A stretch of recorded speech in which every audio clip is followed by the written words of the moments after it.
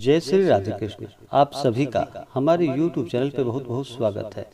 आइए सुनते हैं सर्वपितृ अमावस्या की कथा। आप सभी को सर्वपितृ अमावस्या की ढेर सारी शुभकामनाएं।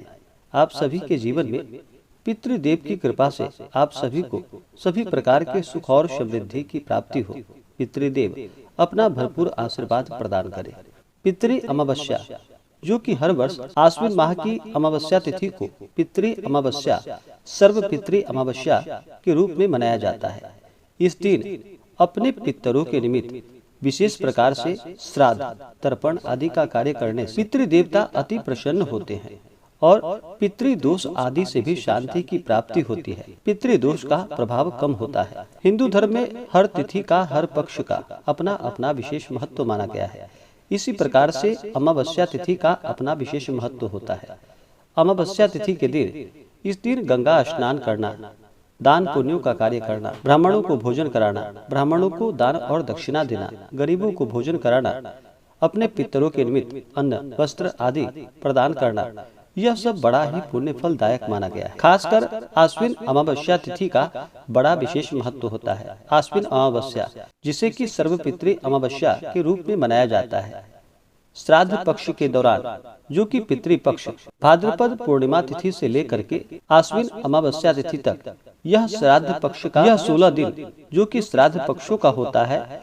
इन 16 दिनों के दौरान जो कि पितृदेव पृथ्वी पर आते हैं, जब वो पृथ्वी पर आते हैं तो उनके निमित्त जो भी अपने पितरों के लिए दान पुण्यों का कार्य करते हैं, इससे पितृदेव तृप्त हो करके जो कि सर्वपितृ अमावस्या तिथि को पितृ विसर्जन के रूप में जाना जाता है और फिर यह अमावस्या तिथि को अपने लोक चले जाते हैं। जो भी भूले भटके हुए जिनके पितरों की तिथि मालूम ना हो किस तिथि को उनका मृत्यु हुआ था, तो वो खासकर सर्वपितृ अमावस्या तिथि के दिन अगर पितरों के निमित्त श्राद्ध आदि का कार्य करते हैं, तर्पण आदि का कार्य करते हैं, इससे पितृदेव अति प्रसन्न होते हैं और प्रसन्न होकर के अपने पुत्र पौत्रों पर अपना आशीर्वाद रूपी अमृत की वर्षा करते हैं। इस दिन अपने पितरों के निमित्त जहाँ तक हो सके शुद्ध और सात्विकता के साथ शुद्ध भोजन बनाना चाहिए, जिसमें कि प्याज लहसुन का प्रयोग बिल्कुल भी नहीं किया गया हो। इस दिन अमावस्या तिथि के दिन तामसिक वस्तुओं का बिल्कुल भी प्रयोग नहीं करना चाहिए। खासकर अमावस्या तिथि के दिन सूर्य और चंद्रमा जो कि एक ही राशि में गोचर करते हैं और अमावस्या तिथि के दिन जो कि नकारात्मक ऊर्जा का प्रभाव ज्यादा होता है। इस कारण से इस दिन किसी के ऊपर क्रोध नहीं करनी चाहिए। इस दिन तामसिक वस्तुओं का बिल्कुल भी प्रयोग नहीं करना चाहिए। सात्विकता का पालन करते हुए जहाँ तक हो सके धर्म का आचरण करते हुए रहना चाहिए और अपने पितरों के निमित्त अवश्य ही आपसे जो भी बन सके अपने सामर्थ्य के अनुसार अन्न वस्त्र जो भी आपसे बन सके उनके निमित्त अवश्य ही दान करनी चाहिए। गरीबों को भोजन कराना चाहिए, ब्राह्मणों को भोजन कराना चाहिए, इससे पितृदेव अति प्रसन्न होते हैं। तो आइए सुनते हैं सर्वपितृ अमावस्या की कथा। अगर आप सर्वपितृ अमावस्या तिथि पर अपने पितरों के निमित्त अन्नदान, वस्त्रदान आदि के लिए ब्राह्मण दक्षिणा देना चाहते हो तो आप अपने श्रद्धा और सामर्थ्य के अनुसार हमें डिस्क्रिप्शन में जाकर के वहां से गूगल पे, फोन पे या अकाउंट नंबर के माध्यम से आप अपने श्रद्धा और सामर्थ्य के अनुसार हमें ब्राह्मण दक्षिणा प्रदान कर सकते हैं। तो आइए सुनते हैं सर्वपितृ अमावस्या की कथा। तो बोलिए प्रेम से पितृदेवता की जय। सर्वपितृ अमावस्या कथा के अनुसार देवताओं के पितृगण अग्निश्वात जो सोमपथ लोक में निवास करते हैं, उनकी मानसी कन्या आछोदा नाम की एक नदी के रूप में अवस्थित हुई। मत्स्य पुराण में आछोदा सरोवर का वर्णन किया गया है। बहुत समय पहले की बात है कि एक बार आछोदा ने 1000 वर्ष तक तपस्या की, जिससे कि प्रसन्न होकर देवताओं के पितृगण अग्निश्वात और बरहिष्पद अपने अन्य पितृगण अमावसु के साथ आछोदा को वरदान देने के लिए आश्विन अमावस्या तिथि के दिन उपस्थित हुए। उन्होंने आछोदा से कहा कि हे पुत्री, हम सभी तुम्हारी तपस्या से अति प्रसन्न हैं, इसलिए जो चाहो वर मांग लो। लेकिन आछोदा ने अपने पितरों की तरफ ध्यान नहीं दिया और वह अति तेजस्वी पितृ अमावसु को अपलक निहारती रही।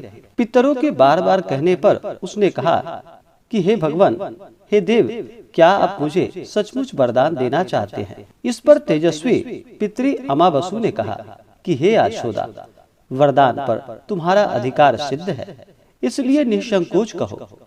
आशोदा ने कहा कि भगवान, यदि आप मुझे वरदान देना ही चाहते हैं तो मैं तत्क्षण आपके साथ रमन कर आनंद लेना चाहती हूँ। आशोदा के इस तरह कहे जाने पर सभी पितृ अत्यंत ही क्रोधित हो गए और उन्होंने आशोदा को श्राप दे डाला कि वह पितृलोक से पतित होकर पृथ्वी लोक पर जाएगी।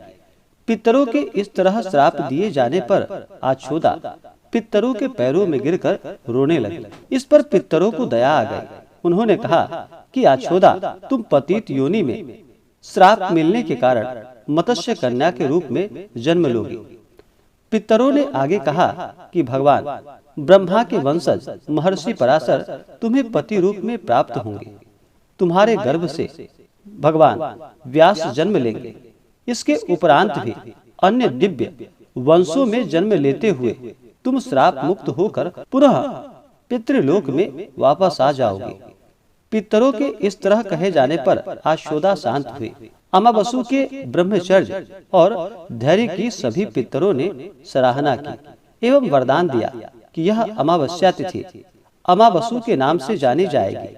जो प्राणी किसी भी दिन श्राद्ध न कर पाए, वह केवल अमावस्या तिथि के दिन श्राद्ध तर्पण करके सभी बीते 14 दिनों का पुण्य इस सर्वपितृ अमावस्या को प्राप्त कर सकता है और अपने पितरों को तृप्त कर सकता है। तभी से प्रत्येक माह की अमावस्या तिथि को सर्वाधिक महत्व दिया जाता है और यह तिथि, जो कि सर्वपितृ श्राद्ध के रूप में मनाई जाती है, उसी पाप के प्रायश्चित हेतु कालांतर में यही आशोदा महर्षि पराशर की पत्नी एवं वेद व्यास की माता सत्यवती बनी। तत्पश्चात समुद्र के अंशभूत शांतनु की पत्नी हुई और 2 पुत्र, जो कि चित्रांगद तथा विचित्र वीर्य को जन्म दिया था।